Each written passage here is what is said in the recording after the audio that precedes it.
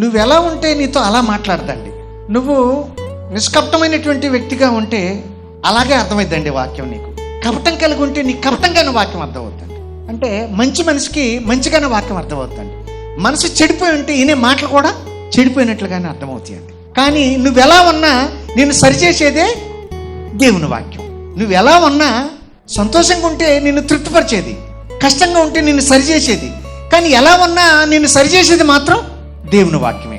నేను ఒక్కొక్కసారి ఇక్కడ స్టేజ్ మీద వాక్యం చెప్తూ కూడా సీరియస్ అయిపోతూ ఉంటాను, గద్దిస్తూ ఉంటాను, మీ మీద కోపం పడుతూ ఉంటాను. కారణం ఏంటో తెలుసా?